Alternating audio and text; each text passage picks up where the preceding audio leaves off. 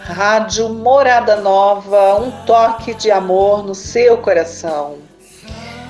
Eu gostaria de estar falando com você que está me ouvindo neste momento. Hoje nós temos uma mensagem que vem do coração de Deus para os nossos corações.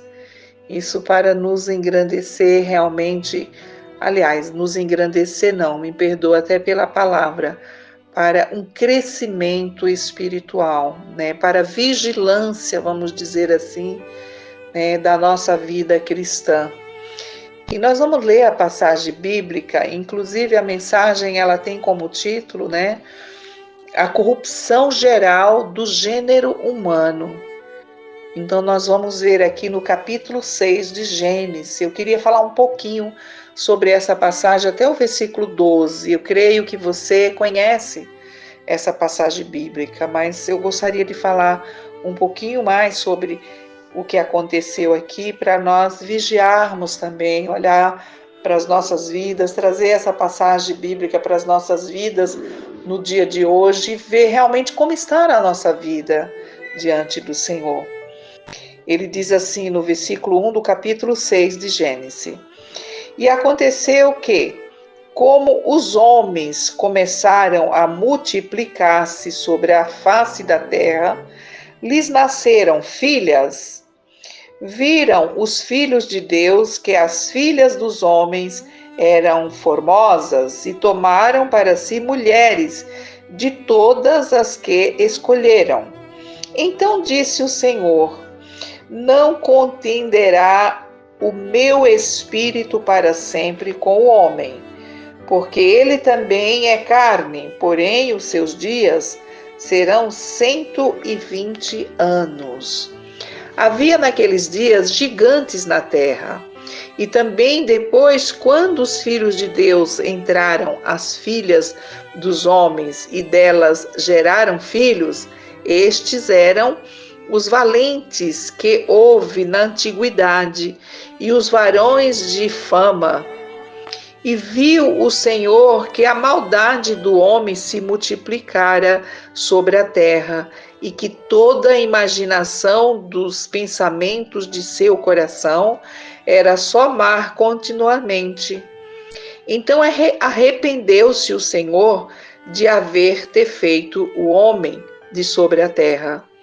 E pesou-lhe em seu coração, e disse o Senhor: Destruirei de sobre a face da terra o homem que criei, desde o homem até o animal, até ao réptil e até a ave dos céus, porque me arrependo de os haver feito. Noé, porém, achou graça aos olhos do Senhor. Estas são as gerações de Noé. Noé era varão justo e reto em suas gerações. Noé andava com Deus e gerou Noé 3 filhos, Sem, Cã e Jafé. A terra, porém, estava corrompida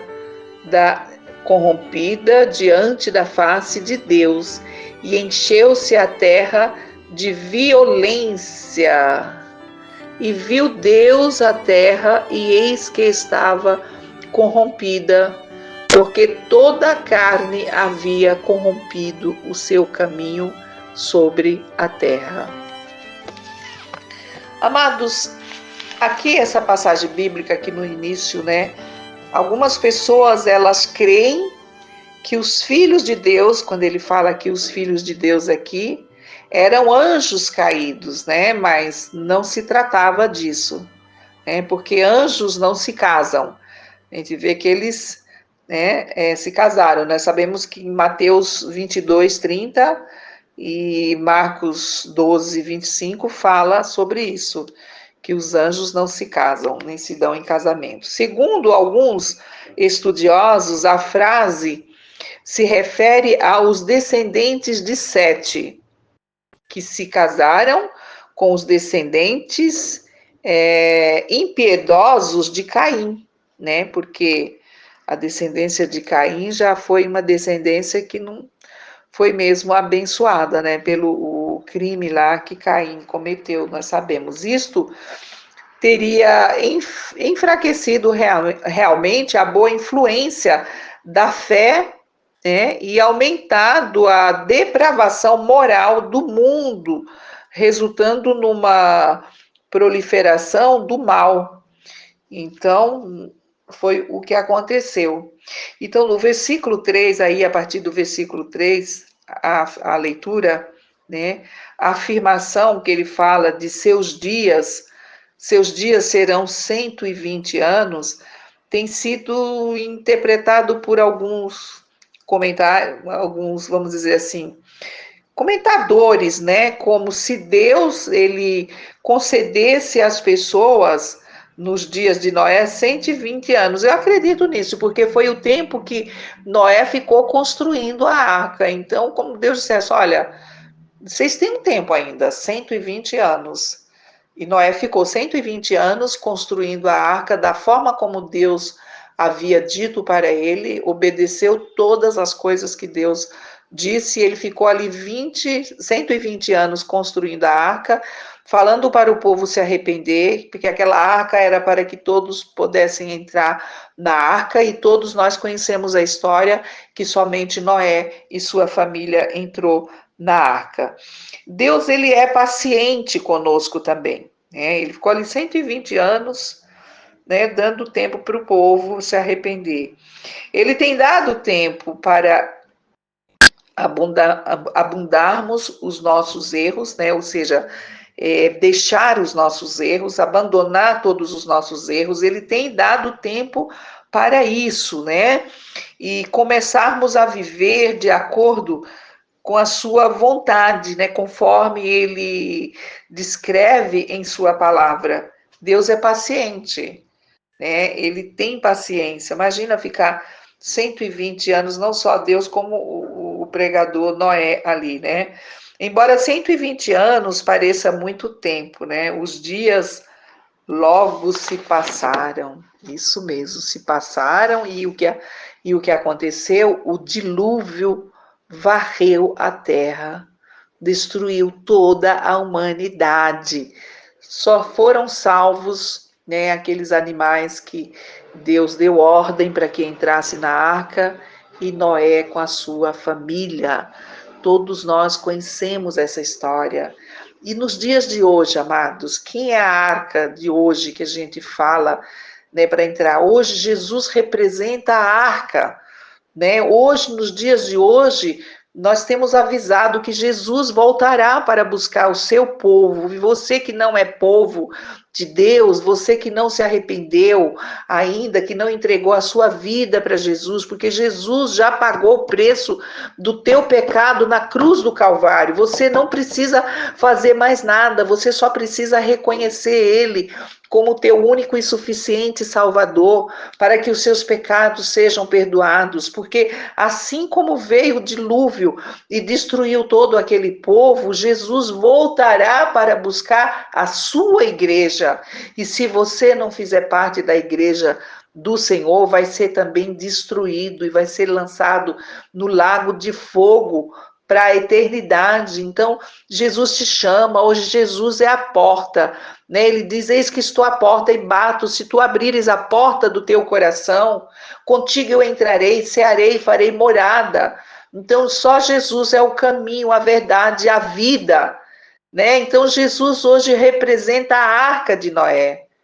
Atenção, igreja, atenção, você que está me ouvindo, né? Você agora que me ouve, muita atenção, seu tempo também pode estar se esgotando, como foi no tempo de Noé, né? O seu tempo hoje também pode estar se esgotando.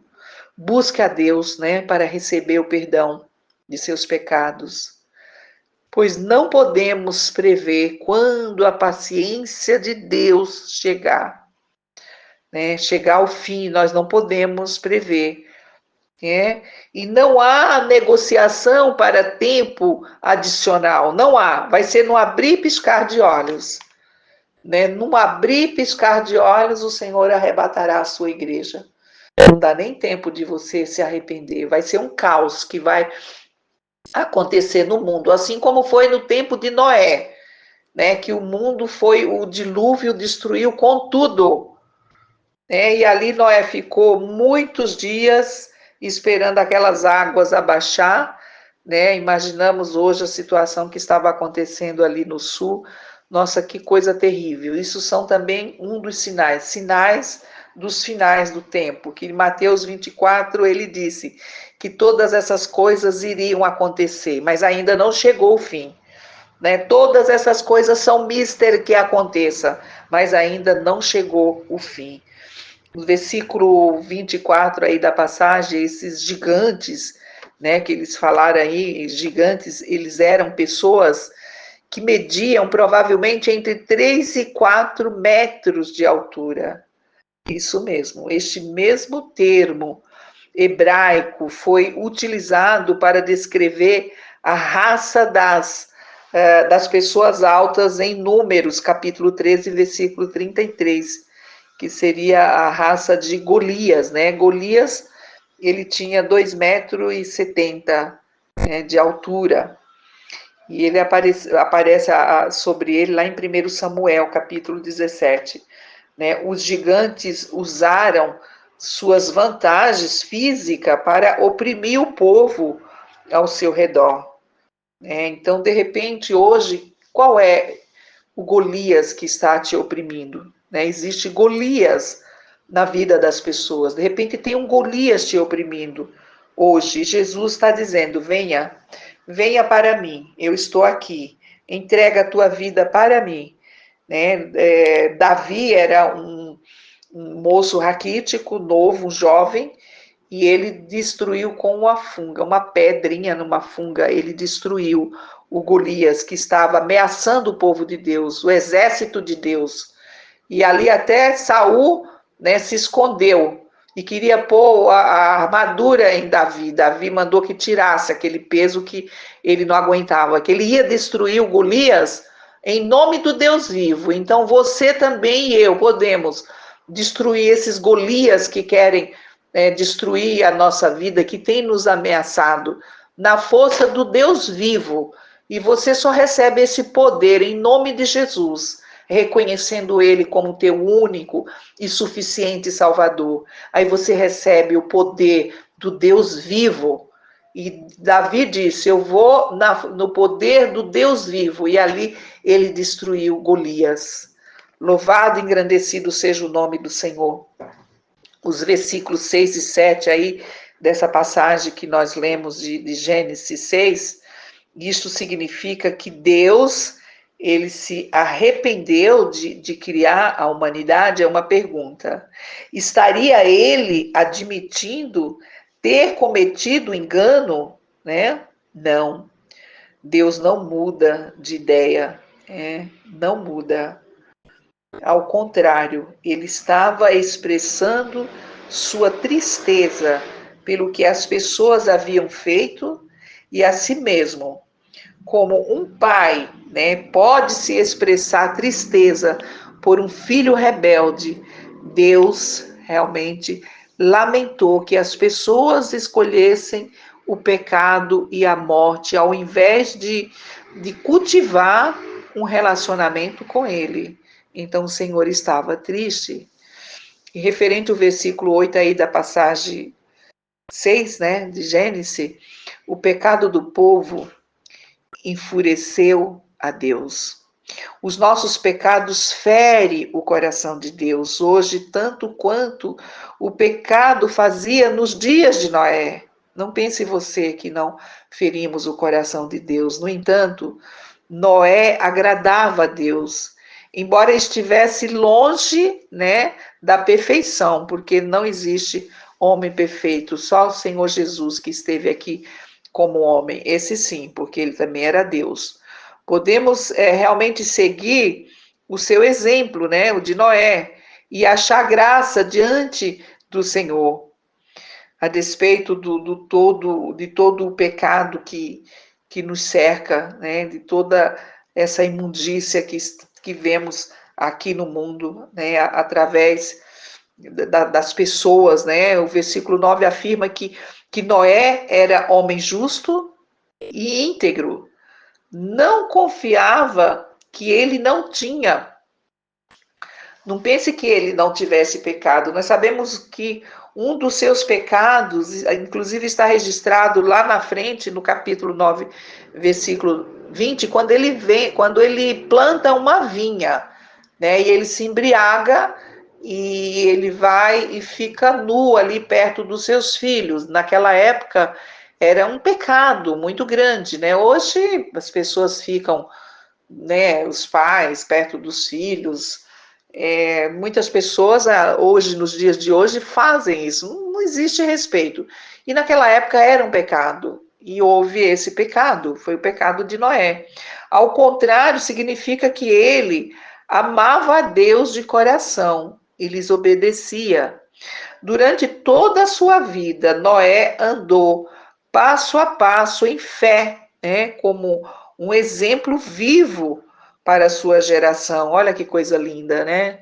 E nós temos que dar esse exemplo, nós temos que realmente, é isso que Deus espera de nós darmos esse exemplo e deixar esse legado para os nossos filhos, para os nossos netos, né? Semelhante a Noé, vivermos em um mundo cheio do maligno. Não era diferente o mundo que Noé vivia, né? O mundo de hoje, o mundo da época de Noé, tanto que Deus ali destrói tudo, né? Estamos influenciando, né, as outras pessoas e também sendo influenciados por elas.